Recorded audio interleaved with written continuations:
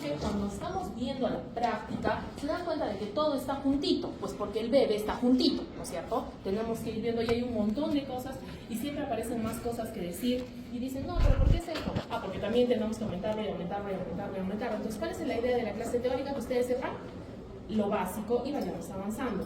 Entonces, el sistema muscular tiene diferentes orígenes. Para eso tenemos que recordar que, en primer lugar, hace tiempo formamos los miótomos en la somita. Estos miótomos se van a extender, se van a separar en el factor epimérico y el hipomérico. Luego tenemos la parte de la carita, los músculos de la expresión facial y los de la masticación ya los hemos visto en arcos faríneos. Jóvenes, la primera fase no desaparece, eso es lo que les quería decir también. El detalle es que cuando nosotros hablamos de algo que ustedes no han estudiado en la primera fase, pues repásenlo, porque tenemos que entender esta para poder responder a los casos clínicos, porque ya en los casos clínicos tenemos en cuenta que el bebé está completito, ¿listo? Entonces, estos van a venir de células de la cresta neural. Luego vamos a tener que la mayor parte del músculo esquelético proviene de los miótomos, ¿listo? Porque se distribuyen de manera general, salvo estos de acá. Y luego tenemos que tener en cuenta de que cuando hubo el mesodermo lateral, se dividió en dos hojitas, ¿no es cierto? La somática, que va a dar origen a músculo esquelético, y solo al músculo liso de los vasos sanguíneos, porque, a ver, ¿se acuerdan que el esplagmopléurico se fue para allá? Sí.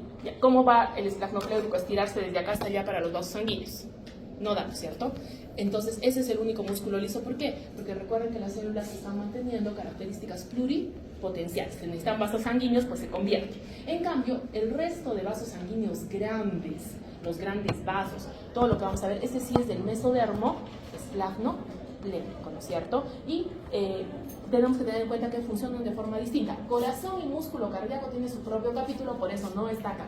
Por Dios santo, ningún pedacito del corazón viene de ningún miótomo, ¿sí? Nunca, jamás. Muy bien. Entonces, aquí estamos viendo la parte del miótomo, va a estar aquí, que hemos dicho que se va a separar. Aquí estamos viendo el mesodermo, el somatopléurico, aquí, para la pared del cuerpo y posteriormente las extremidades.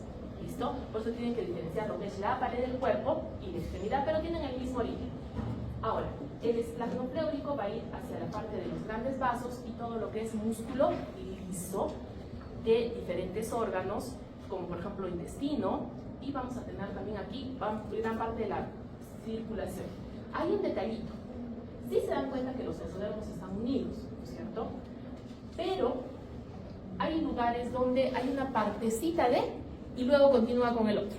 ¿Listo? Es como que uno comenzara y el otro va a continuar, porque no vas a dejarlo botado al otro pedacito, ¿no es cierto? Es que dices, ay, no me junto contigo, ¿cómo va a ser eso? Entonces, en muchos lugares dicen, no, pero decía, ay, entonces, hay partes que son primordialmente formadas por un área, pero tienen una pequeña participación de la otra, ¿sí? Eso no significa que no exista. Y a veces cuando dicen, no, pero era la otra, no, es que bueno, vamos a ver. La mayor parte es la que tiene prioridad. Sí, si tiene un pedacito del otro lado, a veces lo mencionamos, a veces no, porque se nos pasa el tiempo. ¿Listo? Entonces, y a veces sí les pedimos cuáles son todas las partes, porque hay varias partes involucradas. Y justamente si una se olvida que tenía que ir a ayudar, es donde va a aparecer el problema en el pacientito, ¿no es cierto? Muy bien. El miótomo se va a diferenciar en dos partes. ¿Sí? Una parte se va a llamar epímero y la otra hipómero, que va hacia adelante, una va hacia atrás y la va adelante. ¿Por qué es importante esto? Porque la mayor parte de estos músculos son extensores y la mayor parte de estos son flexores. ¿De qué? De la columna vertebral, porque su columna vertebral es el eje del cuerpo, ¿sí? Entonces, por eso, pero ustedes van a ver, pero aquí también va a haber músculos, sí, sino que al comienzo ellos se organizan. Si nosotros somos extensores, nosotros somos flexores y nos vamos, chao, ¿listo? Y lo mismo va a, pero eso es para el cuerpo en eje, ¿listo? Nosotros tenemos que recordar, porque ahora estamos en nuestro muscular, que tenemos un eje que es el esqueleto axial y las extremidades, ¿no es cierto? Los piecitos no puedo hacer, así que se conforman con los brazos, ¿listo? Entonces, por eso, El esqueleto axial es el que está al medio, pero solo hasta la cadera, ¿sí? Porque la patita es apendicular, ¿sí? ¿Sí se acuerdan de esa anatomía? Muy bien. Ahora, la parte hipomérica va a dividirse en dos. Estos de aquí van a quedarse como un hipómero y luego van a desplazarse hacia la parte de adelante para formar la columna del recto. Ustedes vean, ¿y por qué tenemos que aprender eso? Jóvenes, la columna del recto es lo que los mantiene de pie. ¿Listo? ¿Por qué estaban ustedes gateando? Porque todavía no tenían abdominales. ¿Listo? Entonces, cuando los abdominales se fortalecen es que uno puede ponerse de pie. Por eso es tan importante y por eso es que está diseñada así. Además, la columna del recto va a ser lo que cierre la pancita. ¿Se acuerdan que estábamos estirados como tortilla? ¿Sí? Entonces, en ese momento, cuando las columnas del recto de los dos lados se fusionan, es que recién vamos a estar cerraditos, ¿sí? Porque estábamos todos estiraditos, ¿no es cierto? ¿Ha quedado claro? Entonces, la parte principal del hipómero, porque estas de acá ya comienzan a trabajar de forma independiente, están unidas por fases, no estamos separados, no todos estamos juntitos. Están unidas por fases, pero ya se independizan y comienzan a cerrar, porque es importante, y luego para fortalecer. Es como si tuviéramos un cubito. Nuestra columna principal es la de la espalda, pero nuestra columna accesoria es aquí la de la pancita. Por eso la pancita es tan importante, ¿sí? No para que tengan coquitos, sino para que ayuden a la columna principal. Entonces, esta es su columna de apoyo. ¿Listo? Entonces, por eso ya comienza a trabajar independientemente. El hipómero principal se va a dividir en 3 capas. ¿Se acuerdan que les hicieron aprender qué capas tiene la pancita de este lado? Es por eso. ¿Listo? Porque las capas embrionarias se separan en 3 áreas que en su contracción coordinada van a hacer que no estemos desparramados, ¿no es cierto? Muy bien. Entonces, obviamente, con toda nuestra inteligencia les ponemos externa, media e interna, ¿sí? ¿Y eso se cumple en los intercostales o no? ¿Sí? Para que vean que esto está sencillo, solamente hay que acordarse de que todos los cursos son lo mismo, ¿no es cierto? Todo el ser humano está juntito, muy bien.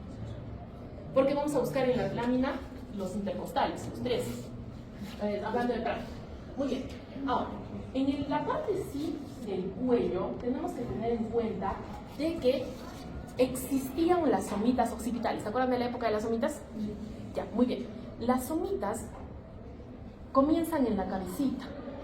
Ustedes dirán, ¿en la cabeza? Sí. ¿Se acuerdan que no teníamos cuello? Muy bien, entonces cuando el arco faríngeo asciende, es también en parte porque las somitas occipitales han crecido y han dicho, disculpen, este es el espacio del cuello.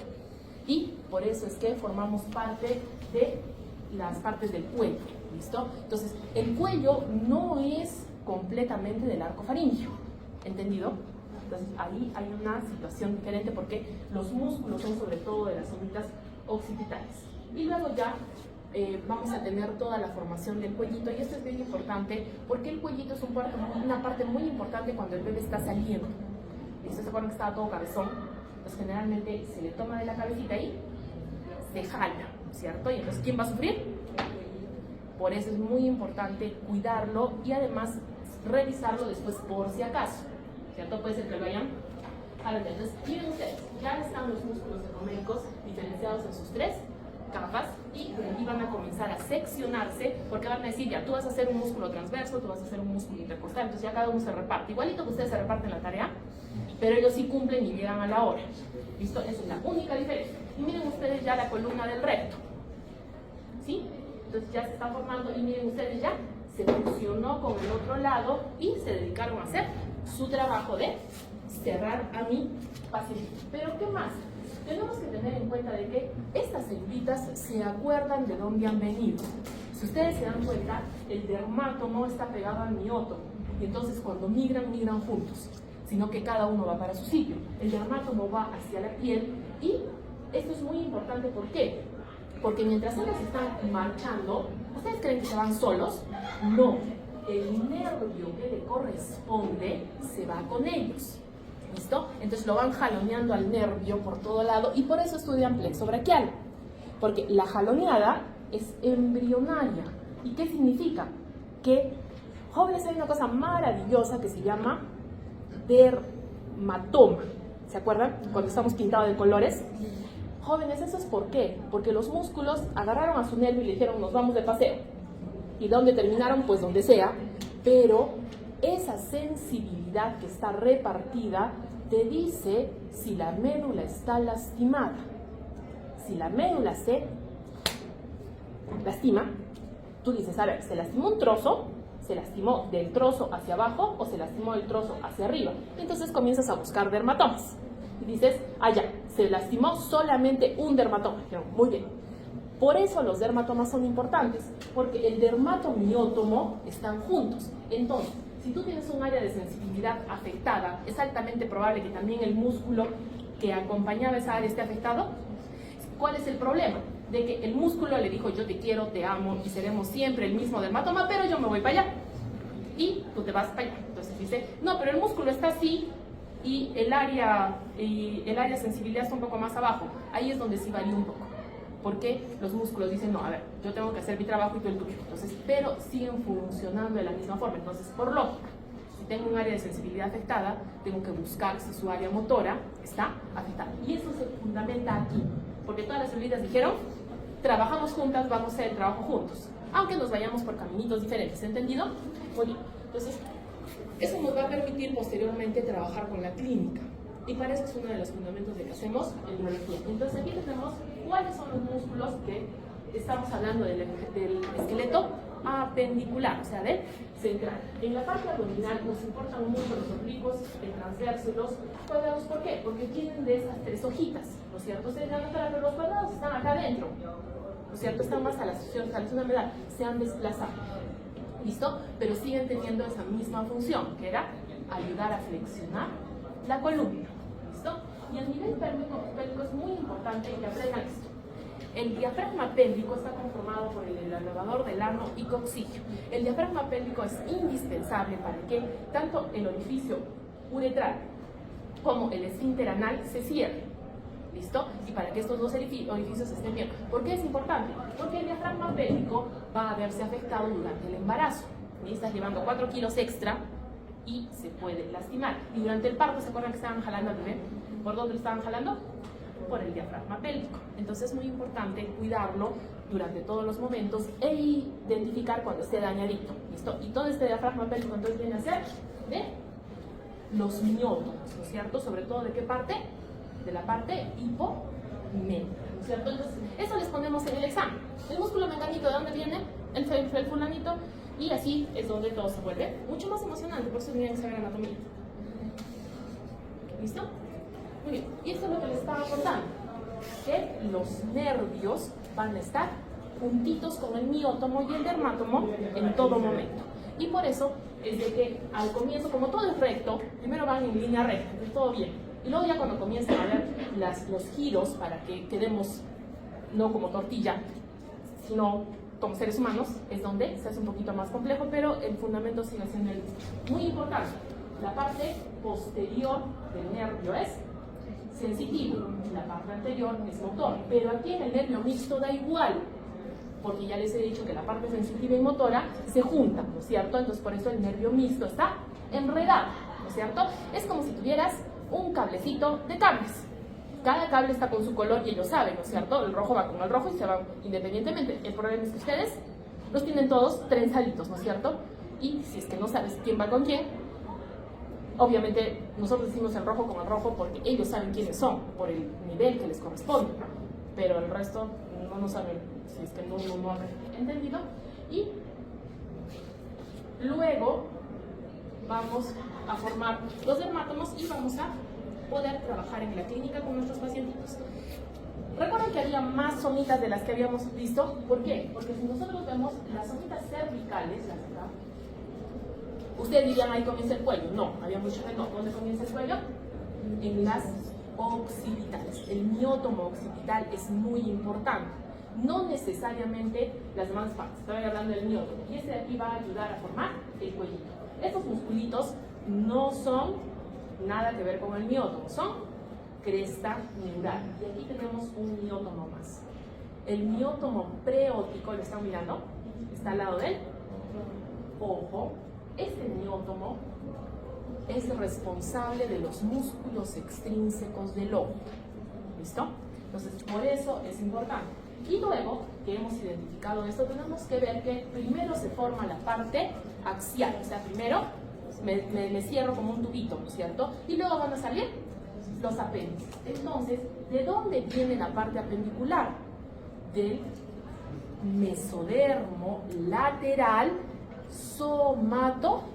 Entonces, cuando ustedes me ponen a pelear que los miótomos forman los músculos del brazo, ¿cuánto les pongo? Sí. Muy bien. Entonces, eso es importante, ¿entendido? Los miótomos, ¿qué van a hacer? La parte axial, ¿listo? Luego aparece la aletita y dice, uy, necesito músculos. El somatopléurico dice, no se preocupe, yo me encargo. Necesito huesos, tranquilos, también podemos. Y cartílagos, perfecto. Entonces, el somatopléurico se las arregla como puede, ¿listo? Sino, ¿dónde está el detalle? ¿Qué parte del hombro es axial? O sea, ¿qué parte del miembro superior es axial y qué parte es apendicular? Ahí es donde mueren todos. ¿Por qué? Porque les pregunto por el huesito X y me dicen, no, pero ese es del brazo. Así, desde el brazo, pero su origen es axial. Eso pasa con la clavícula. ¿Listo? Y hay otros que tienen origen mixto, como el omóplato, que es, justo viene en el caso clínico, ustedes me lo van a contar a mí. ¿Entendido? Pues miren ustedes cómo comienza la aletita. La aletita también va a tener sus músculos extensores y sus músculos flexores, ¿listo? Pero al comienzo somos una aletita recta, pero al final somos una aletita rotada, ¿listo? Entonces, por eso a veces no les queda claro a ustedes cuáles son flexores y extensores, pero no se preocupen, al comienzo sí estaba claro para ellos, ¿entendido? ¿Qué es importante aquí? El reborde. El reborde está gordito y se llama cresta. Ahorita lo vamos a ver. Ya les he enseñado eso. El mixto es el homóplato, ese me lo van a contar ustedes. ¿Listo? Y entonces aquí sí hay una circunstancia. Los nervios van a avanzar, ¿listo? Y entonces los nervios no van a... El nervio va a respetar, sobre todo, la parte de la piel, ¿listo?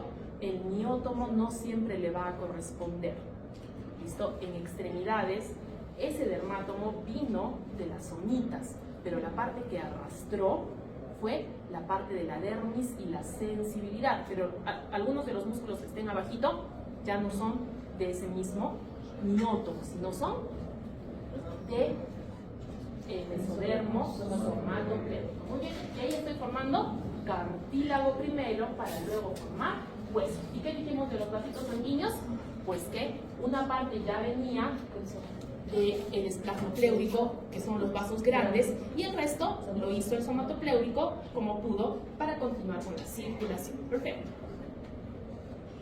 Y entonces ahí los estamos viendo. Al comienzo, los músculos son bolitas, ¿no es cierto? Bolitas independizadas que dicen, el día de hoy he decidido que voy a hacer un músculo. ¿El músculo de dónde? Pues depende de dónde te ha tocado.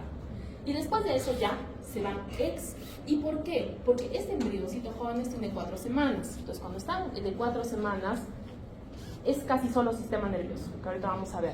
Y los musculitos son pedacitos, pedacitos, pedacitos. Luego es que se van a expandir y al final es que van a cubrir todas las partes. Esto estamos en proceso de formación. Es como imprimir un bebé, pero a pedacitos, ¿no es cierto? Muy bien. Y eso es lo que está pasando. Posteriormente van a migrar y desarrollarse hasta donde puedan, ¿sí? Y estos de aquí, ven, la somita avanza hasta donde puede, pero luego el miótomo avanza hasta donde puede. Estos musculitos van a ser del somatopléurico, del lateral somatopléurico, ¿listo? Oye, y así se están expandiendo y luego se expanden un poco más y ya van a formar lo que son musculitos en sí, porque al comienzo son solo celulitas que van creciendo y creciendo y creciendo para cubrir el espacio y luego ya se organizan, ¿entendido? Y entonces ya el bebé tiene sus musculitos a la 8ª semana. ¿Los tiene bien? No, aún no es gracia, todavía están un poquito no diferenciados, entonces ya luego van a formarse en los que les tomaron examen, así, muy bien. Ahora, vamos con los huesitos, ¿listo? ¿Por qué se hace juntito? Pues porque los huesitos necesitan a los músculos para moverse y los músculos necesitan a los huesitos para sostenerse, si no seríamos una pequeña malagua. Entonces, están juntos por eso, ¿listo? Entonces, para formar hueso tenemos 3 opciones. Opción 1, el mesodermo, es decir, la membrana que estaba recubriendo a mi bebé, se convierte directamente en hueso. El ejemplo clásico son los huesos planos de la cabeza que tienen que comenzar a formarse de frente, ¿no es cierto? Primero era mesénquima, luego se vuelve en membrana y por último hueso de frente. ¿Cómo es que va a suceder esto? Pues muy fácil. Primero se organiza. Vamos a tener a los osteoblastos, que son los que son capaces de generar la matriz. Y son como los que van diseñando. Dicen, no, queremos una trabécula por aquí, otra por allá, deben ser arquitectos. ¿Listo? Entonces van formando y dicen, y luego van a dejar atrapados a quiénes, a los osteocitos. Le dicen, ya, muy bien, esta columna es tu responsabilidad, pues te quedas ahí y lo encierran todavía. ¿Listo? Con la matriz gelatinosa del mesénquima, ¿sí? Del mesodermo. ¿Sí? ¿Se acuerdan que mesénquima y mesodermo son sinónimos, ¿cierto? Entonces el mesodermo se convierte primero en mesénquima y luego, ¿qué necesitan? Dice, necesitamos que lo encierres ahí dentro en forma de hueso. Pues muy bien, la matriz se transforma y se queda encerrada. Pero dice, uy, me equivoqué. Tenía que haber una puerta y me olvidé. Ah, muy bien. Viene el osteoclasto y dice, muy bien, yo te rehago el espacio y te acomodo. Entonces el hueso está en ese juego. O sea, es decir, ay, no, creo que la columna no me gusta y la vamos a usar para hacer. No, mejor al medio. Y así se está, pero ya está duro. Y esto es muy importante porque hay que proteger a los órganos. Por eso esto está en la cabeza. Entonces, ¿ahí se entendió? Sí, muy bien. Y obviamente vamos a necesitar minerales, que son la parte dura. El principal es calcio, fósforo, magnesio y...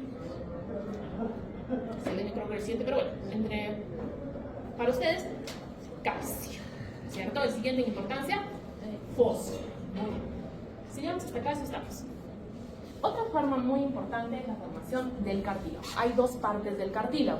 Hay un cartílago que nació para ser cartílago y se va a quedar como cartílago para siempre. Y hay una parte del cartílago que se quedó como, que va a ser hueso. ¿Pero por qué nació como cartílago? Porque el cartílago es más fácil de hacer crecer. El hueso está duro, en cambio el cartílago es como una gelatinita densa, entonces es más fácil de que crezca, pero te da soporte para que el bebé ya tenga forma, ¿entendido? Entonces, ¿cómo se forma el cartílago? De la misma forma. El mesénquima dice, quiero ser un cartílago, se convierte en un condroblasto y una vez que toma forma se llama condrocito, atrapado por una matriz medio gelatinosa, medio dura, ¿no es cierto? Sí, nunca han conocido el bordecito del árbol. La patita del pollo, la parte superior, que es la blandita, es blando, pero no es tan, es resistente, pero no es tan duro. Entonces, por eso el cartílago es una maravilla. Entonces, puedes hacer esto casito. Caso 1, va a ser un cartílago de por vida, ¿cierto? Ya se decidió hacer cartílago y va a ser cartílago para siempre. Y el otro es uno que es un molde para que posteriormente se vuelva huesito. ¿Entendido? Muy bien.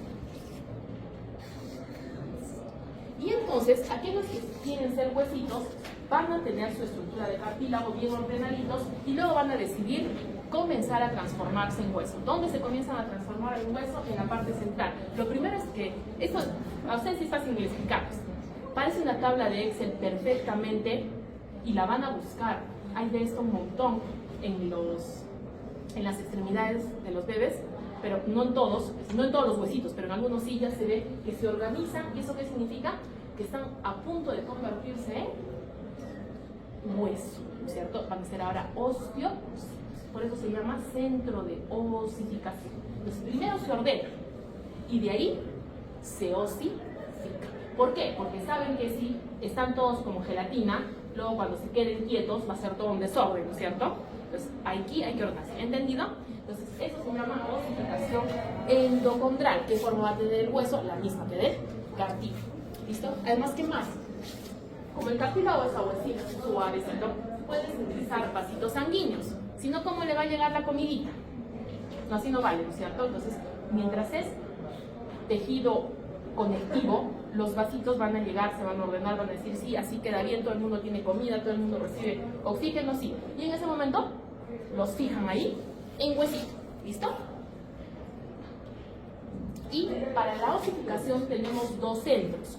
Los principales o primarios generalmente están al centro del huesito, pero para no ser perezosos los huesitos generan un secundario que generalmente está en los extremos. Estamos hablando aquí de los huesos largos y entonces por eso es que les enseñaron que los huesos tienen tres partes. Eso ya se han enseñado, ¿no? ¿Sí? Esta se llama diáfisis, esta se llama epífisis y esto de aquí se llama metáfisis. ¿Y por qué es importante esto, jóvenes? Porque las epífisis son centros de osificación secundaria, las diáfisis, centros de osificación primaria, y la metáfisis, lo que les permite crecer. ¿Y hasta cuándo van a crecer? Pues hasta que tengan oportunidad, de 18 o 20 años. Entonces ese cartílago se va a mantener siendo y eso va a cambiar de acuerdo a cada parte del cuerpo. El lugar principal donde se puede observar qué edad tenemos es la muñeca. La muñeca tiene una osificación bastante estructurada, de tal forma que generalmente de los niños hasta los adolescentes, una radiografía de muñeca te dice exactamente cuánto tiempo tiene. Y eso sirve muchísimo en medicina forense, sobre todo cuando no sabes quién es el peque y tú dices, no, pues tenía 15 años, entonces preguntemos quién perdió un pacientito femenino o masculino entre este rango de edad, no varía de un año. O sea, por ejemplo, si es entre 14 y 15, no van a ser entre 15 y 20, ¿no? Una cosa así. Bastante específica, sobre todo cuando el cartílago todavía no terminó de cerrarse, entonces puedes buscar. ¿Listo? ¿Ha quedado claro? Muy bien. Han apuntado todos los nombres, ¿no? Ahora viene algo muy súper emocionante. La columna vertebral.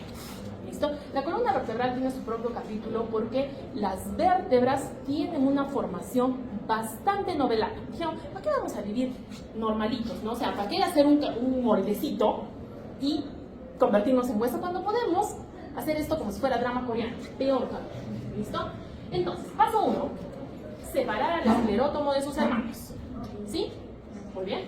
Se va y tiene que rodear al tubo neural. ¿Cierto? Ya tenemos el esclerótomo rodeado. Muy bien. Paso 1. Paso 2 dice, ¿por qué vamos a mantener las zonitas? No, me late que no.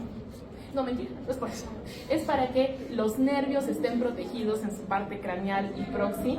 Mal, no es como se dice, no es película malvada. Pero sí, como sea que se lo aprendan, ¿vale? Entonces, ¿qué dice? El trocito de esclerótomo, ¿cierto? Este esclerótomo se le va a llamar 1, este se va a llamar 2. Entonces, el trocito de esclerótomo dice, en primer lugar, hemos jalado de lado. ¿Qué lado quieren que sea este? Derecho. Miren, del lado derecho nos hemos jalado al esclerótomo hasta la mitad y del lado izquierdo hasta la mitad. No podemos mezclarnos todavía porque existe esta cosa que ustedes aman, adoran y lloran por ella y la ven por todo lado. No sé por qué me han escrito notocorda en todos los exámenes, por todo lado. O sea, es como que dice, es como que su cabeza dice, a ver, no sé qué cosa es, será la notocorda. Obviamente, no sé qué cariño le han agarrado a la notocorda, pero bueno, ¿qué cosa es eso? Ahora sí, ¿no es cierto? Entonces, la notocorda está evitando que se junten. Entonces, luego dicen, no, ¿para qué vamos a quedarnos juntos? No podemos vivir así. Nos vamos a separar en una parte craneal y en una parte caudal. ¿Y cómo le llamamos? Pues bien sencillo, parte laxa y parte densa. Sí, ya les he dicho que esto, los nombres dijeron unos 7 veces. ¿A qué nombre le ponemos? Dice, uno es oscuro y el otro claro. Vamos a poner parte densa y parte laxa. Y ya está. Entonces, paso 1, dice, como no queremos apachurrar al nervio, vamos a tomar la parte caudal de arriba y la vamos a arrastrar hacia abajo, y la parte craneal de abajo y la vamos a arrastrar hacia arriba. Si se nota, ¿para qué tanta arrastradera? Para que no se apriete el nervio. El nervio ya está ahí. Si tú no desplazas a la vértebra, lo vas a apachurrar. ¿Listo? Siguiente. Dice, muy bien, ya hemos formado estos arrastres. Ahora vamos a juntarnos al medio. ¿Y aquí nos vamos a llevar de encuentro? A la notocorda, se la llevan de encuentro. Y se ¿listo? Entonces, el origen de las vértebras realmente, primero que tenemos que hacer, juntar las mitades craneal y caudal en una sola. Y luego, las mitades derecha e izquierda. Y recién tengo el cuerpo vertebral. ¿Qué es lo primero que se forma? El cuerpo vertebral. ¿Y este esclerótomo en qué se va a convertir? En cartílago. Entonces ahí viene.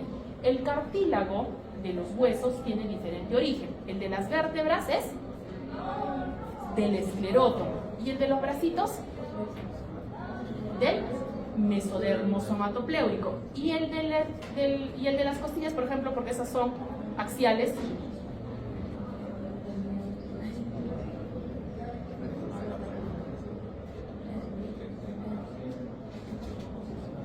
ya, de tarea entonces. Sí, porque esto también está en sus casos clínicos. ¿Ha quedado claro esto de la vértebra? Entonces, primero he formado el cuerpo, ¿no es cierto? Y soy esclerótomo. Inmediatamente se ha formado el cuerpo, se comienza a convertir en cartílago. Pero, ¿por qué los espacios? Los espacios son para que no apretemos a los nervios, y para que no apretemos a los nervios necesitamos un cojincito. Ese cojincito se llama disco intervertebral. La parte central de la notocorda se queda como núcleo pulposo, que es una cosa gelatinosa y esponjosita para que no se aplaste. Pero dijeron no, es muy antiguo, no va a ser que le pase algo, le ponen un recubrimiento fibroso ¿de qué? De mesodermo. ¿Listo? El mesodermo que estaba recubriendo, tratando de llenar todos los huequitos, va a formar una cápsula fibrosa que es concéntrica y bastante gruesa. ¿Entendido? Entonces ya tenemos columna vertebral casi, porque ¿qué es lo que teníamos? Cuerpo vertebral. Aquí lo estamos viendo en la forma lateral. ¿Y por qué estamos haciendo énfasis en este? Por los músculos. ¿Se acuerdan que los músculos estaban somita a somita, separaditos, ¿no es cierto? Pero no podemos estar así, ¿verdad? Necesitamos que los músculos extensores, sobre todo, mantengan mi columna derechita. Y entonces, por eso, cuando se han formado ya las vértebras, los músculos extensores van a tomar la forma que les corresponde y se van a insertar en las vértebras para el movimiento de la columna. ¿Entendido? Y con eso que hemos asegurado de que los nervios estén libres, pero además también la ubicación de las arterias intersegmentales. Apunten, ¿qué es una arteria intersegmentaria? Las ramas de la aorta dorsal. ¿Qué es una arteria intersegmentaria? ¿Ustedes tienen arterias intersegmentarias? No. Los bebés embriones tienen arterias inter. Ustedes tienen el resultado de las intersegme y por eso es divertidísimo preguntarles de dónde se origina la arteria tal. Y ustedes me dicen de la intersegmentaria tal. ¿Listo? Entonces, intersegmentaria para embriones y en el caso de ustedes, pues depende de la arteria que les esté preguntando. ¿Entendido? Ahora las intersegmentarias se han ubicado y, por ejemplo, en esta zona van a cambiar a espinales. Por ende decir que cambian a espinales. Ustedes no se preocupen porque estamos en la zona alta del cuellito, ¿no es cierto? Estamos haciendo las primeras vértebras, ¿sí? ¿Vamos bien? ¿Sí, mira? Ya, muy bien, sigamos. Y entonces, ¿se acuerdan que lo primero que formamos, qué cosa fue? El cuerpo vertebral. El cuerpo vertebral va a generar los arcos neurales. ¿Cuántos arcos neurales hay? Dos, por uno de un lado y el otro del otro, ¿no es cierto? Esos arcos neurales tienen que crecer y culminan su crecimiento cuando han formado la apófisis espinosa. Y luego, para los laditos también van a crecer y van a tener las apófisis laterales. Y dicen, bien, no vamos a hacer mezquinos, vamos a ayudarle a la costilla con un pedacito. ¿Listo? Entonces, el esclerótomo comienza la costilla, ¿no es cierto? Es como si fuera como nosotros. Yo hago el primer ejercicio y ustedes el resto, ¿no es cierto? Muy bien, lo mismo. Cada vértebra va a contribuir a un pedacito de la costilla y el resto de la costilla pues ya que se apague. Mentira, llaman al mesodermo, pero ustedes ya van a investigar eso para su tarea. ¿Listo? Entonces, el inicio es con el esclerótomo. Muy bien. Y luego se osifica. Primero todo va a ser cartílago y luego va a haber osificación. ¿Ha quedado claro? Muy bien. ¿Por qué hacemos esto paso por paso? Porque puede ser que se equivoquen. En donde se equivoquen en la tarea que les dejamos, vamos a tener malformaciones congénitas y casos clínicos para que ustedes estudien. Entonces, ¿qué cosas estamos viendo? ¿Estos qué cosas son, jóvenes? Esclerótomos provenientes de la somita que está marcada en cada uno de ellos. ¿Qué significa esta O? ¿Quién ha sacado 0,4? ¿A quién hemos jalado aquí? ¿Qué es la O? Muy bien, es la somita occipital que va a contribuir a la formación de la primera. Ajá, muy bien, entonces ahí está. Listo. Entonces decimos que ya se han formado las vértebras y vamos a tener los nervios en el medio, ¿no es cierto? Y reciben el nombre de la somita donde se originaron y de ahí se van a llamar vértebras. Sino que hay un detalle. Cuando nosotros nacemos, cuando se completa el periodo somítico, tenemos 40 pares de somitas. Entonces, no todas las somitas van a tener una expresión en la parte adulta. Por ejemplo, esto de las somitas occipitales, las 4 miótomos occipitales, todos se juntan en el cuello, y está. Y no van a tener una parte de su esclerótomo, ¿entendido? Entonces, no todas las somitas van a tener una expresión adulta, ¿sí? Es como que estuvieron de ayuda para otros, pero ya no se quedaron independientes y las absorbieron. ¿Entendido? Muy bien. Pues habíamos dicho que la parte apendicular se originaba primero de unas areolas, ¿cierto? Entonces, esta de aquí, el primordio del miembro superior, va a originarse del mesodermo lateral somatoplético como una prominencia, ¿cierto? Ahora, nosotros normalmente les contamos el miembro superior. El miembro inferior es igualito, sino que con 2 días después. ¿Por qué? Si se ven bien, este miembro superior ha aparecido y el miembro inferior está chiquitito. Este ya tiene forma de aletita y este está pequeñito, ¿no es cierto? Entonces, es simplemente que va un poquito más lento, porque el desarrollo es cráneo-caudal. Entonces, aquí está lo que les decía. ¿Se acuerdan cuando les enseñé en Schlethoff? La cresta ectodérmica apical, ¿cómo está en su libro? ¿Como cae o como sea?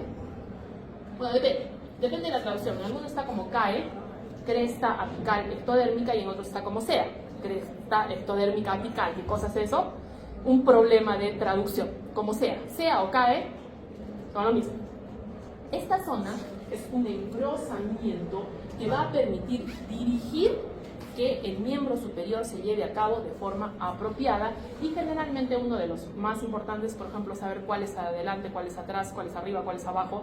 Esa diferenciación de la rotación va a ser sobre todo dirigida por Sonis-Hedgehog, que es un gen que se expresa ampliamente aquí y que sí lo podríamos ver si es que cortamos un miembro superior en la parte apical cuando recién hemos comenzado, ¿no es cierto? Pero se acuerdan que nuestro miembro superior no está cortado así, así que no... Me parece que a veces la buscamos, pero no voy a contar. ¿Listo? Pero ahí está, se puede ver porque las celulitas son diferentes. Pero no se preocupen, ustedes sepan que existe. ¿Listo? Es muy importante. ¿Ya han aprendido cómo se llama? Yo creo que es cresta ectodérmica apical. Me parece que en el libro está como sea. Sí, bueno, cresta ectodérmica apical. Como quieran, pero que es lo mismo. Entonces, hemos dicho que aquí primero se van a formar de forma escalonada. Primero parece solamente una masita y luego ya va a tener partes y luego ya va a tener una constitución muy parecida a la que es del adulto. Eso mismo hemos visto en los animalitos que estábamos viendo, ¿no es cierto? Estamos viendo cómo crecen los cartílagos, pero es en extremos como una paleta. Eso es muy importante, ¿listo? Los dedos no crecen. Nuestra mano es primero una paleta que luego forma los deditos con sus huesitos y sus músculos, y de ahí recién se adelgaza la parte que está en el medio formando una membrana que posteriormente va a ser apoptosis. ¿Ya han aprendido qué es apoptosis? ¿Es apoptosis? Entonces, estas celulitas se necesitan formar. O sea, nuestra mano no es que nuestros deditos crezcan. Lo que sucede es que somos primero una manopla. Esta manopla se diferencia los deditos, los forma bien, los ubica y de ahí recién hace apoptosis. ¿Y por qué hacemos hincapié en eso? Porque es bien frecuente que se equivoquen. Es decir, ay, voy a cortar bien bonito el pulgar, ya, salió libre. El otro lo están cortando y luego dicen, ahora me voy a ver. ¿Qué les gusta ver a ustedes? ¿Ustedes de qué generación son? ¿Los de TikTok o los de Instagram? ¿Todavía son de Instagram? Bueno, les fueron a ver el Instagram y se olvidaron de despegarme los otros dedos. ¿Listo? En otro caso, están ahí conversando, ¿no es cierto? Viendo el Netflix, dicen, hagamos un dedito, 2 deditos, 3 deditos, 4 deditos, 5 deditos, 6 deditos, 7 deditos, y tú, perdón, te pasaste. Uy, ¿y ahora qué hacemos? Pues me están sobrando deditos. Lo mismo puede ser de que no los formen, ¿listo? Entonces puede ser que falten, que sobren o que se queden pegados. Cada uno de esos tiene nombre.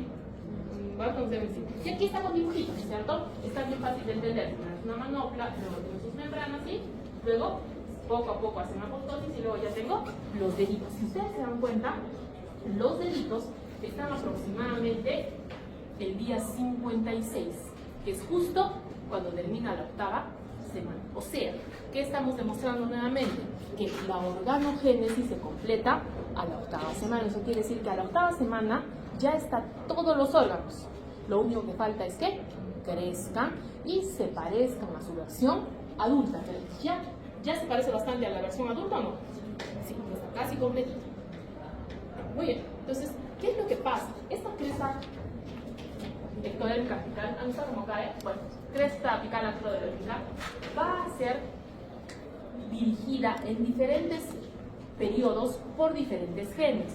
Por ejemplo, la proteína morfogénica, que es la DMP, tiene a su cargo la formación de los deditos y huesitos, ¿cierto? Entonces es la que va a decir los huesitos de aquí, los huesitos de acá, los huesitos de allá, y se van a formar. Y luego cuando dicen ya es momento de separar los deditos porque ya se formaron, viene la proteína MSX1. Entonces los genes van cambiando. ¿Y de dónde vienen generalmente estos genes?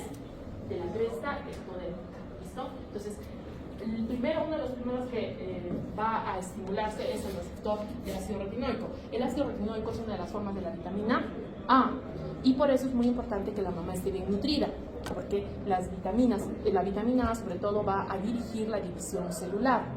Entonces, si esta mamá recibe una vitamina A que no sea buena, porque la vitamina A puede ser medicamento, y esos medicamentos no están pensados para bebés, sino para enfermedades. Entonces, si es que el bebé recibe, en vez de la vitamina A normal, una vitamina A medicamento, se va a ver perjudicado y entonces puede tener varias malformaciones. ¿Listo? Entonces, por eso es muy importante entender esto, ¿sí? Entonces, el retinol es una forma de vitamina A y por eso es que va a contribuir a que el miembro superior crezca, pero tiene que recibir una vitamina A buena. ¿Listo? Vamos con el esternón. El esternón sí es mesodermo. Ese es mesodermo. ¿De cuál de los mesodermos? El somático. ¿Listo? El mesodermo somático. Y agarran 4 pedazos del mesodermo somático. Dicen, vamos a hacer el esternón porque me parece que el corazón no debe estar a vista. No sé si todos están de acuerdo. ¿Es cierto? Entonces, estas dos masas superiores van a formar el manubrio y las bandas inferiores van a formar el cuerpo y la apófisis cifoides. Pero esto es paso por paso. Paso 1, formar los 4 núcleos. Paso 2, la fusión vertical. Paso 3, la fusión ¿cierto? Es medial. La fusión medial. Entonces, ¿qué pasa? Igualito que ustedes, ¿cierto? Comienzan con ánimos haciendo la guía, bonito, de pronto se cansan, ¿cierto? Se olvidan y por último la abandonan. Entonces, cuando uno termina toda la tarea, el esternón va a tener todas sus partes, ¿sí? Su apófisis cifoide va a estar cerradita y el corazón va a estar prote. Cuando se olvidan de hacer la tarea, el corazoncito se queda medio expuesto. Y si ya por último me dijeron, ¿por qué tengo yo que hacer guía? El corazón puede quedar completamente expuesto, sin nada que lo proteja. ¿Listo? Entonces, por eso les enseñamos el paso a paso. Porque depende de qué tan mal humor están para decirme que no quieren hacer guía, ¿no es cierto? Y dependiendo de eso, el perjudicado es otro, obviamente. ¿No es cierto? En este caso, el corazoncito. ¿Ha quedado claro? Muy bien. Eso también es otro caso clínico. Y entonces, los huesitos van a irse osificando poco a poco. Generalmente, ¿dónde nos gusta más osificarnos? La cabecita, porque queremos proteger al sistema nervioso central. Luego hemos dicho quiénes. Los centros de osificación primaria de los huesos largos. ¿Dónde están? Bien, la diáfisis del fémur, la diáfisis de la tibia, la diáfisis del húmero, la diáfisis del cúbito y raíz. ¿Y por qué nos interesa eso? Porque eso también te permite ver cómo está avanzando el bebé en la pancita. Los centros de osificación van a ir saliendo. Obviamente, si es que este bebé no sobreviviera y tuviéramos que sacarlo y hiciéramos radiografías, podríamos ver también, es otra forma también de ver cuánto tiempo tenía. Pero para nosotros, en la ecografía vamos viendo que van apareciendo los huesos. O sea, primero el bebé sí parece una pequeña malagua, sin momento de defender a nadie. Pero luego aparece el fémur y ya lo puedes medir, entonces dices, está avanzando. Luego aparece el húmero y ya lo puedes medir. ¿Y por qué lo puedes medir? Porque se está osificando. ¿Entendido? O sea, todo tiene una repercusión, ¿cierto? Si es que yo voy a ver un bebé y no tengo fémur, como que tiene que preocuparme, ¿no? Porque a cierta edad tiene que aparecer, ¿listo? Y luego ya va avanzando mucho más. Miren ustedes cómo ya el fémur está casi completo, lo mismo que el húmero. Y miren ya la cabecita, también ha comenzado, esto de aquí también, ¿listo? Entonces poco a poco van todos osificándose para que el bebé esté protegido. Ahora veamos malformaciones congénitas. Estas palabritas hay que aprender.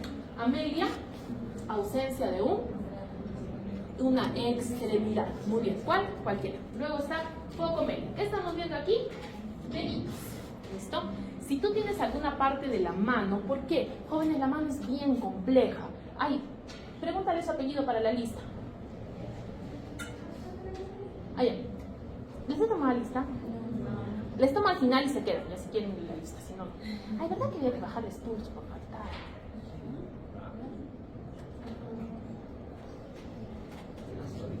Sí, más tarde. Muy bien, entonces, ¿qué hemos dicho? Focomelia es cuando tienes alguna parte de la mano. Jóvenes, ¿se acuerdan todo lo que han sufrido en mano? ¿Sí? Todas las articulaciones, todo. ¿Por qué? Es tan compleja que con algún pedacito tú puedes agarrar algo. ¿Listo? Entonces, tener alguna partecita de la mano que te permite escribir. ¿Listo? Te permite tener huellitas. ¿Listo? Te permite defender. ¿Listo? ¿Diferente de qué? La que no está. Meromelia. ¿Qué cosa es la meromelia? Cuando no tienes nada de manito y en la extremidad termina en un muñón. Entonces, ¿cómo me voy a defender? ¿Cómo voy a escribir? ¿Cómo voy a comer? No. Respiré. ¿Entendido? 3 palabras, 3 cosas distintas, problema en alguna extremidad. ¿Ha quedado claro? Otro caso clínico. ¿Qué pasó aquí?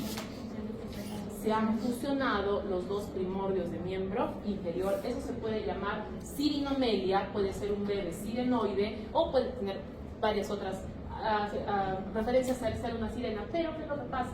La parte de la excreción urinaria, de la excreción del sistema digestivo y del aparato reproductor está mal formada y entonces la excreción va a ser bien complicada y hay riesgo de infecciones porque hay bastantes problemas. Entonces estos bebés lo primero que hay que hacer es tratar de que, ¿se acuerdan que les hablé del esfínter que estaba formado por el diafragma pélvico, está formado por el elevador del año y el coxígeno? Muy bien, entonces hay que tratar de armarlo y hacer que, si es posible, pueda eliminar las sustancias de manera ordenada y apropiada para que no se infecte. Esto si no va a ser bastante complicado. ¿Qué ha pasado con este bebé? ¿Se acuerdan que les dije que el bebé era bien blandito? ¿Sí o sí? Y les dije, primero crece la cavidad amniótica para darle espacio, ¿no es cierto?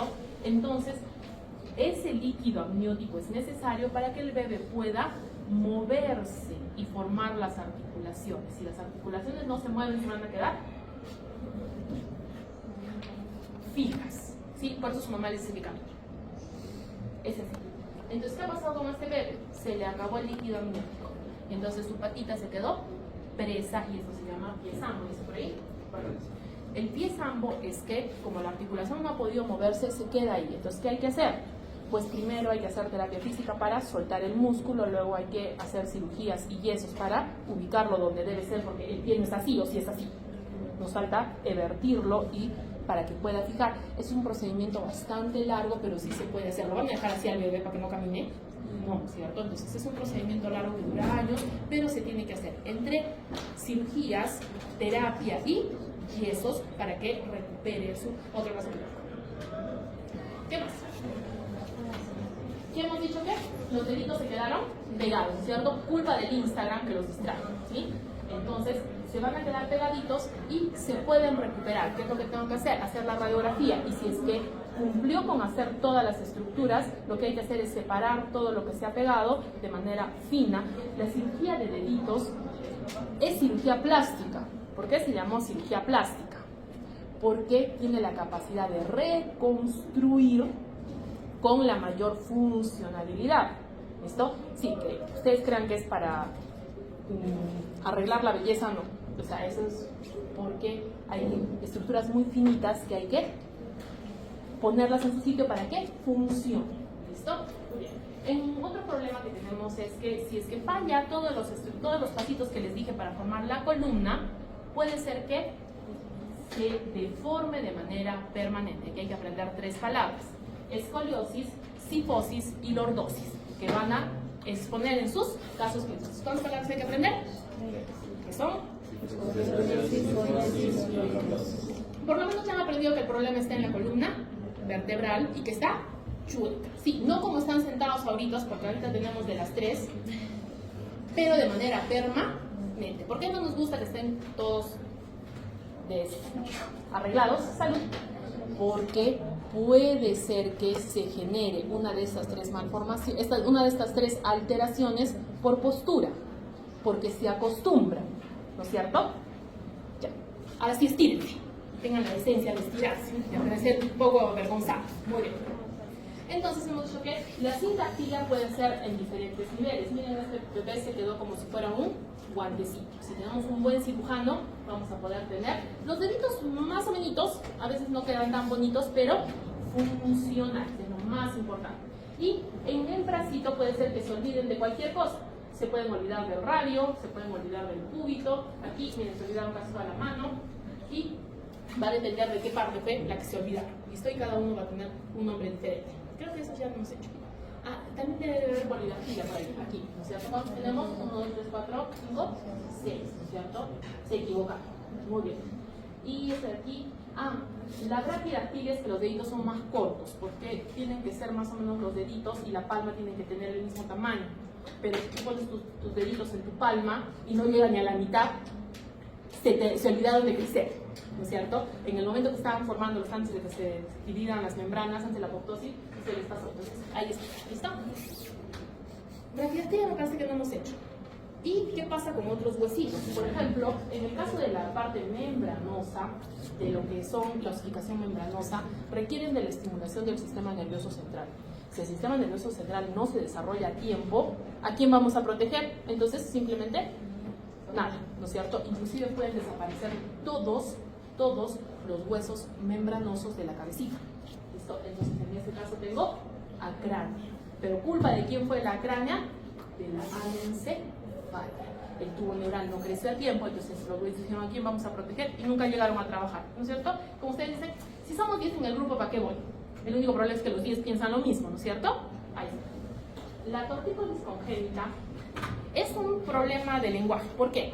Los problemas congénitos son los con los que el bebé nace, pero el bebé no nació con la tortícolis. El bebé se le produjo la tortícolis en el momento de sacar al bebé durante el parto. Lo que pasa es que cuando hay un parto complicado, un parto difícil, algo está saliendo mal, a veces se genera mucha fuerza y entonces quienes sufren son los músculos del cuellito.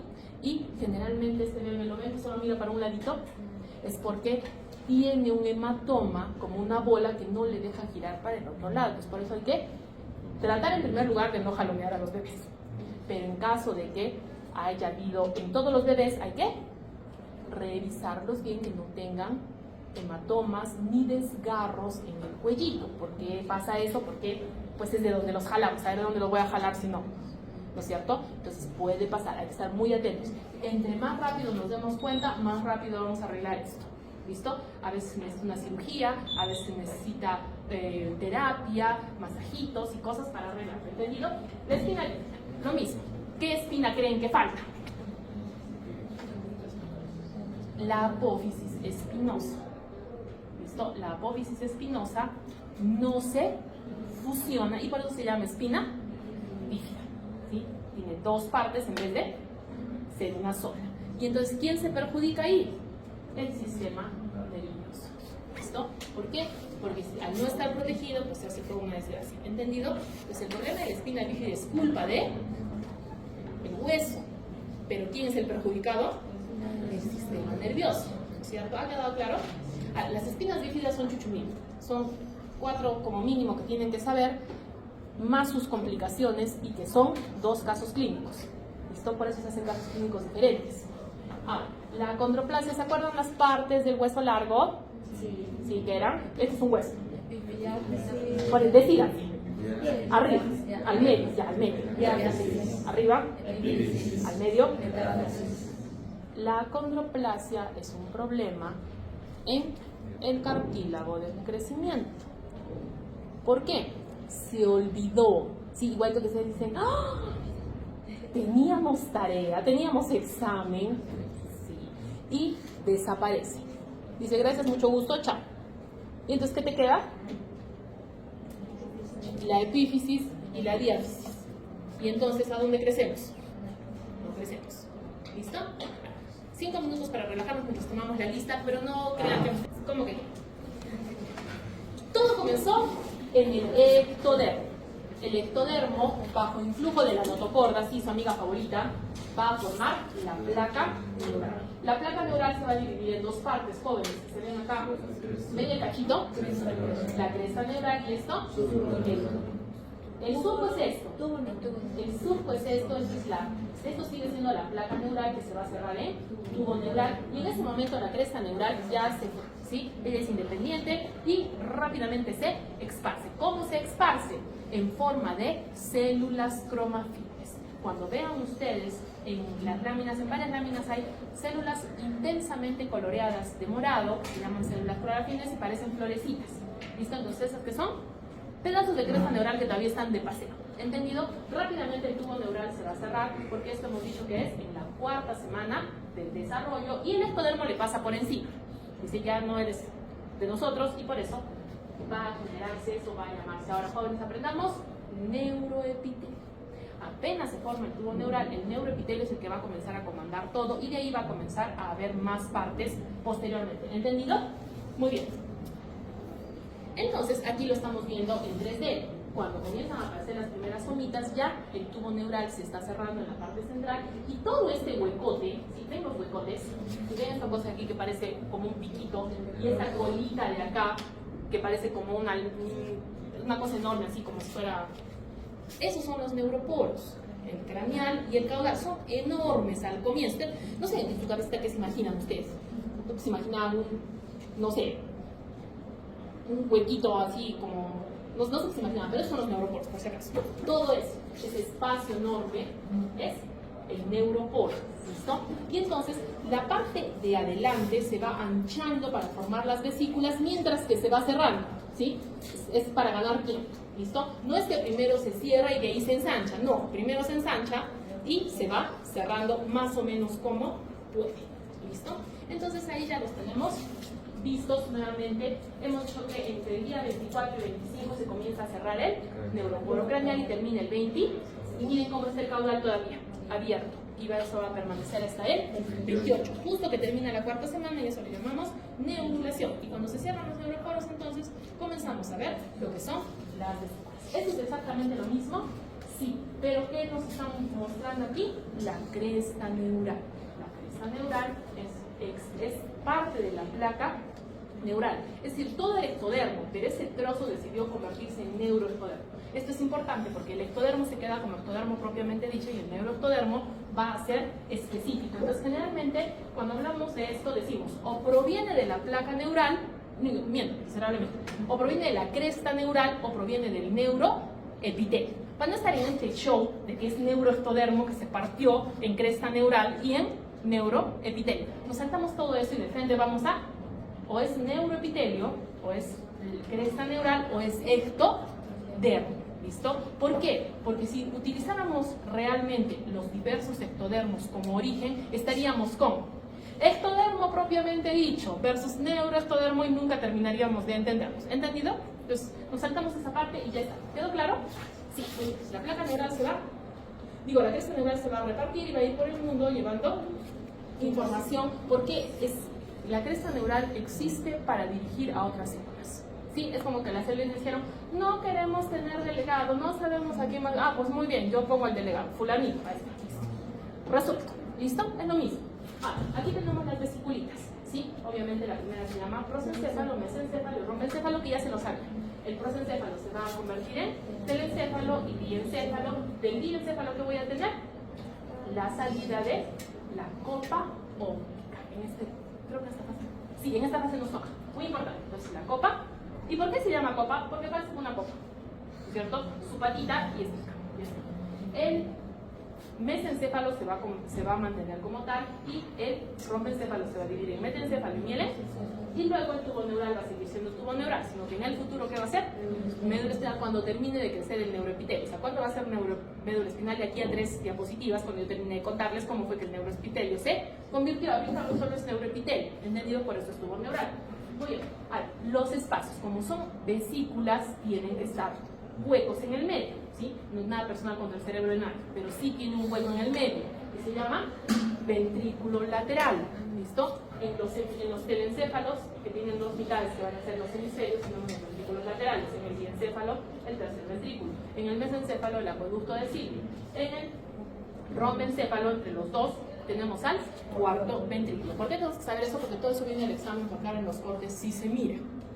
¿Listo? Entonces, vuélvanselo a estudiar. ¿Por quién se los conté o no? Se usa contra atrás, no importa, sí, vale. Las vesículas van a desarrollar mucho más rápido que el resto del cuerpo y por eso tienen que plegarse. Por eso es que el telencéfalo parece que fueran como dos auriculares que han salido por afuera, ¿no es cierto? El diencéfalo se hace como una naricita y el mesencéfalo como una jorobita. Y esto de aquí se forma la curvatura pontina. ¿Por qué? Ya no había espacio, se doblaron al medio. ¿Listo? El ángulo es de 90 grados, por eso está tan marcado. Entonces era sobre todo por espacio y porque van a crecer muy rápido. Y lo mismo va a pasar con la copa óptica. Aquí está como vesícula, la vesícula es justo antes. O sea, primero se hace vesícula y como va creciendo de forma irregular, le salen cachitos por aquí y por acá y se convierte en copa. ¿Listo? ¿Y de dónde está saliendo? Del diencéfalo. Va a seguir creciendo y vamos a tener que los telencéfalos van a cubrir todas las estructuras que les acabo de explicar. ¿Listo? Pero ¿por qué hacemos hincapié en esto? Porque esto permite entender mejor la neuroanatomía y por lo tanto la investigación clínica de los problemas neurológicos. O aprenden neuroanatomía en primero, o en segundo, o en sexto, les cuentan la versión ampliada en poco tiempo. En algún momento tienen que hacerlo. Muy bien, entonces dijimos que si yo tomo un corte del tubo neural, ¿qué es lo que voy a ver? Que es un huevo, obviamente, pero que el epitelio que está más cerca de la luz es muy importante. Este se llama neuroepitelio y le encanta reproducirse. ¿Listo? Se va a reproducir. Sí, reproducir. ¿Para qué? Para formar la capa del manto. La capa del manto contiene cuerpos neuronales, ¿no es cierto? Entonces las neuronas al comienzo tienen su axón chiquito, ¿ven? Al comienzo no tienen casi axón, el axón tiene que ir creciendo y tiene que salir del sistema nervioso central en forma de nervio. Entonces el neuroepitelio es muy importante, por eso es que varían los tiempos. Esto es hasta la 4ª semana. Ya a partir de ahí que ya comienza a separarse, ya va a ir disminuyendo poco a poco y a la 8ª ya el neuroepitelio se va a hacer chiquito y se va a convertir en la capa ependimaria, que simplemente es un tejido de recubrimiento, pero al comienzo es muy importante, ¿entendido? Entonces este neuroepitelio es la capa ependimaria que primero es gordita y luego se va haciendo pequeña dependiendo de cuánto va creciendo la médula, ¿entendido? De este neuroepitelio obviamente vamos a tener las neuronas motoras que están creciendo ahí y las neuronas sensitivas que también están creciendo, pero también van a aparecer estas dos. Estas son parte de la glía. ¿Por qué la glía es importante? Las neuronas son altamente especializadas y tienen un trabajo muy sofisticado, así que por lo tanto no pueden comer solitas. Tiene que haber alguien que les lleve la comidita y alguien que las defienda de cualquier cosa que las quiera atacar. Eso es la glía. Paso 1, los astrocitos van a ser la barrera hematoencefálica. Los astrocitos se van a pegar a los vasitos sanguíneos y van a decir, tú pasas, tú no pasas. Glucosa, pasa el otro. El oligodendrocito va a generar mielina en el sistema nervioso central. ¿Por qué es importante, jóvenes? Esta raya de aquí, esta división, es lo que nos divide el sistema nervioso central del sistema nervioso periférico. Y aquí no se andan con cuentos. Dicen, no, mi tarea es hasta aquí. Y no termina hasta ahí, punto. ¿Listo? Entonces, ellos van a generar la mielina dentro del sistema nervioso central, pero necesitas a unos macrófagos, a unas células fagocíticas que vayan haciendo limpieza. Eso es la microglía. ¿Y esta microglía de dónde va a venir? De los vasos sanguíneos a partir del mesodermo o mesénquimo, ¿no es cierto? Entonces, esta microglía va a entrar cuando se está formando la neurulación, porque si no, estos de aquí no los dejarían pasar, ¿no es cierto? Entonces se van a meter y se van a volver parte del sistema nervioso central. Entonces cuando preguntamos de dónde viene la microglía, viene del mesodermo. Entonces cuando yo diga que las células que no son neuronas del sistema nervioso central, todas provienen del neuroepitelio, ¿es verdadero? Bien, no es verdadero. ¿Entendido? ¿Han apuntado todo? Perfecto. Entonces, aquí está el resumen. Primero, la capa ependimaria estaba conformada por neuroepitelio. Este neuroepitelio estaba dando origen a las neuronas, ¿no es cierto? Primero las neuronas, Luego, la glía, que hemos dicho que va a tener dos representantes, oligodendrocitos, ¿sí? Astrocitos, muy bien. Y luego de que ya ha hecho todo esto, se ha reproducido lo más que ha podido y ha dado origen a todos los demás, agarra y se jubila. ¿Cómo se jubila? Como una célula ependimaria. ¿Qué va a manejar ahora? Va a manejar el líquido cefalorraquídeo. Parte de las células ependimarias van a ir a contribuir a la formación de los plexos coroideos para formar líquido cefalorraquídeo de manera permanente, y parte de las células ependimarias se van a dedicar a tapizar todos los espacios donde hay líquido cefalorraquídeo y vivir en la paz del Señor ya jubiladas, después de haber tenido 1 millón de hijitos neuronas, ¿no es cierto? Muy bien. Esto de aquí lo estamos viendo con un microscopio electrónico de barrido. Y ya estamos viendo que las celulitas están creciendo y creciendo y migrando a la vez, ¿no es cierto? Entonces es como que se ha reproducido y está saliendo para hacerse independiente e ir a buscar, ¿qué cosa? Su lugar en la capa del manto. No pueden ir hacia el universo, lo siento, solamente hasta el manto y formar ahí los axones que van a ir creciendo para... ¿Se acuerdan quién estaba jalando a los axones? Las somitas. Entonces agarran su axón y se van. Entonces la otra tiene que crecer y crecer y crecer y crecer para seguirle arriba. ¿Listo? Muy bien. Ah, ya, pero se dan cuenta aquí todavía no se fue. Ahí está. Aquí todavía no hay sustancia blanca. ¿Sí? La sustancia blanca va a ir apareciendo conforme aparecen los axones. Entonces, ¿qué es lo primero que aparece? La capa del manto, y luego que aparece la capa marginal porque están creciendo los axones de las neuronas que se han formado. ¿Listo? Entonces, por eso de ahí recién cuando terminen de crecer se va a llamar médula espinal, ¿cierto? Muy bien. Entonces, aquí esto ya se lo saben parcialmente. Paso 1, tubo neural.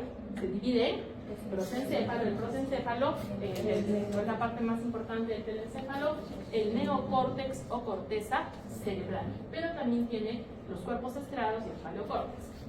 El prosencéfalo va a dar lugar al diencéfalo. Aquí han ignorado a quién, a la vesícula óptica con su copa óptica. ¿Por qué? Porque no se va a quedar en el sistema nervioso central. Pero de ahí vienen las partes del epitálamo, tálamo e hipotálamo, pero a mí me interesa muchísimo, muchísimo, muchísimo porque se tienen que acordar hasta el 8 de mayo que el infundíbulo es la parte más caudal, es como si tuviera un piquito, una patita que trata de salir. Ese infundíbulo va a ser responsable de que se forme la neurohipófisis. ¿Listo? El infundíbulo proviene del diencéfalo. ¿Listo? Muy bien.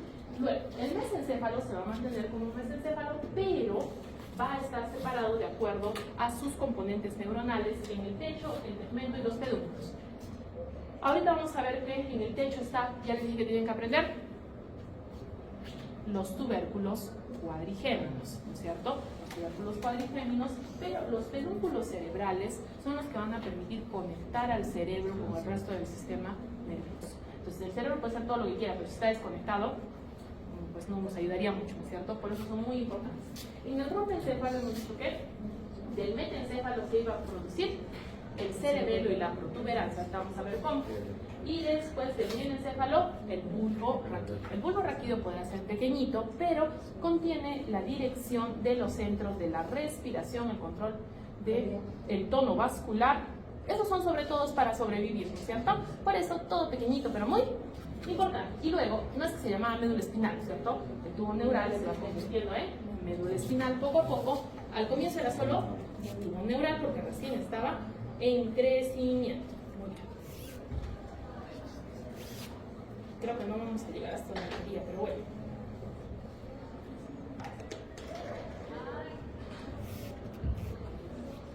Ay, pero me deben 5 minutos. Por solidaridad. Muy bien. Cuando se reproducen las células, habíamos dicho que se forma la capa del manto. La capa del manto no se queda así, se reparte. La parte dorsal se va a llamar placa alar. ¿Dónde están las alitas? Atrás, ¿no es cierto? En la parte dorsal. Y la parte ventral va a llamarse capa basal.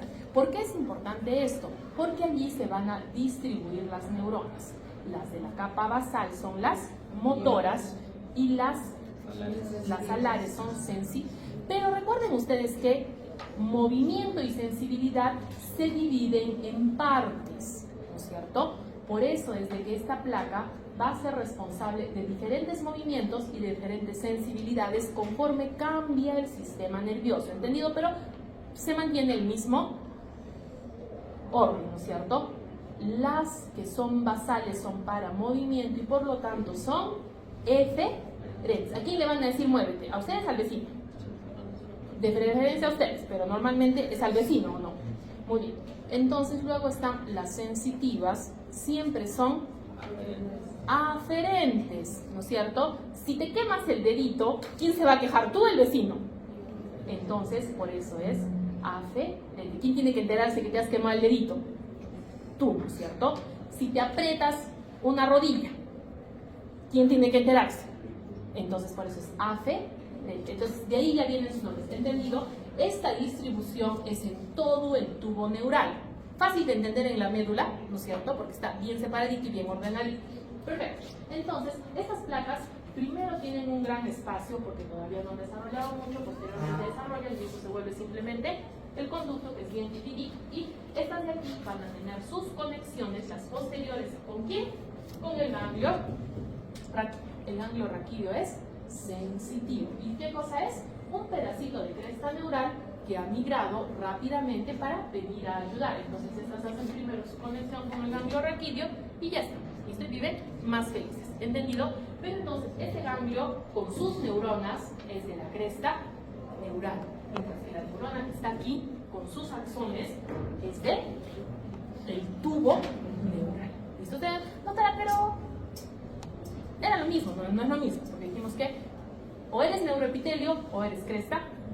Y aquí no somos lo mismo, ¿sí? Luego ustedes tratan de luego, ¿qué va a pasar con la placa basal? Pues que va a emitir sus axones y también van a ir hacia todas las partes del cuerpo, ¿cierto? Habíamos dicho que hacen contacto con su miótomo y los van jalando por todo el cuerpo, ¿cierto? Y en esta zona de aquí los nervios se mezclan, las axones se mezclan ¿para qué? Para mantener el orden, ¿cierto? Mi pedacito de dermátomo con mi pedacito de miótomo y mi pedacito de nervio motor y sensitivo, ¿no es cierto? Muy bien, entonces se llama nervio. Listo. Pues esto de aquí es lo que vamos a leer y aquí es donde vamos a regresar. ¿Por qué? Porque lo que les he dicho es que lo que hemos visto ahorita está en la médula espinal, pero conforme vas avanzando en el encéfalo, esto se va haciendo complejo. ¿Por qué? Porque cada pedazo de vesícula, cada vesícula, ¿se acuerdan que eran 5 vesículas? Trabaja de forma independiente, ¿listo? Se mantiene la misma estructura y organización, pero cada uno es independiente y ve por sus nervios craneales, ¿cierto? Y si son míos, pues yo me encargo de ellos, y si son tuyos, pues no problema. ¿Entendido? Muy bien. Sino que la placa se va a partir en 3, ¿listo? En la placa alar, ¿qué vamos a tener? Mucho es la sensibilidad, es lo que yo siento. Punto número 1, la somática general es pues el dolor. Si les duele, pues ya entendieron. ¿Listo? Muy bien. Luego está la visceral especial, que está asociada a pares craneales, ¿cierto? La visceral especial, por ejemplo, tenemos ahí las papilas gustativas, ¿no es cierto? ¿Okay? Y esta va a estar asociada también a la visceral especial de las herencias, ¿cierto? Muy bien. Luego tenemos la visceral general, que este sí es para las vísceras. Aquí estamos hablando de todo el cuerpo. Por ejemplo, el estómago duele, no duele, pero no duele de la misma forma que si ustedes se clavan una aguja en el dedito. ¿Listo? Por eso una sensibilidad es bastante específica, que es la primera, y la otra es que no sabes. Porque cuando les digo, me duele el estómago, ¿y cómo te duele? Le dicen, me duele. ¿Entienden? Es esa forma más difícil de expresar el dolor, ¿no es cierto? Porque los órganos internos pues no son tan exquisitos al rato de doler, ¿listo? Entonces, esos son los 3 tipos. Luego está, en la parte eferente, tenemos la eferente, no, creo que es la placa alar, perdón, es la alar. Creo que hace un rato les dije basal. Esta de aquí es para el movimiento. Entonces, ¿qué tipos de movimiento pues tengo? Es muy fácil. El que es voluntario y el que es involuntario. De esa forma lo conocen ustedes, ¿no es cierto? Sí. Entonces el movimiento voluntario vamos a tenerlo en el último de acá. Entonces el somático general es el que ustedes dicen, yo quiero mover mi manito y la muevo, quiero mover mi dedito. Luego está el de los órganos internos. A ver, díganle a su estomaguito que se doble hacia la derecha. No, ni caso les va a hacer. ¿Listo? Porque él vive de forma independiente y por eso es que le llamamos visceral general, porque ellos ya verán lo que es. Y luego está el visceral especial, que está asociado a los pares craneales y generalmente están en los músculos faríngeos.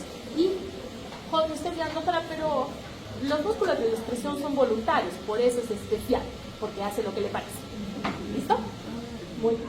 Entonces, ¿qué es lo que tenemos que hacer ahora? Bueno, no ahora, no ahorita, en la siguiente clase. Distribuir estas placas en los diferentes niveles, ¿no es cierto? Tenemos la médula espinal y vamos de forma ascendente. La médula espinal, el bulbo rápido, o estamos viendo de forma ascendente.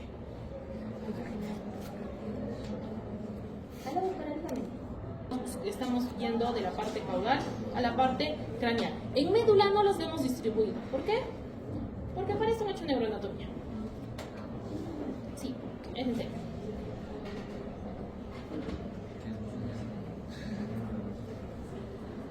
Entonces, es muy importante que aprendan este cuadrito, ¿para qué? Para poder distribuirlos fácilmente en los diferentes zonas. ¿Qué se están dando cuenta aquí?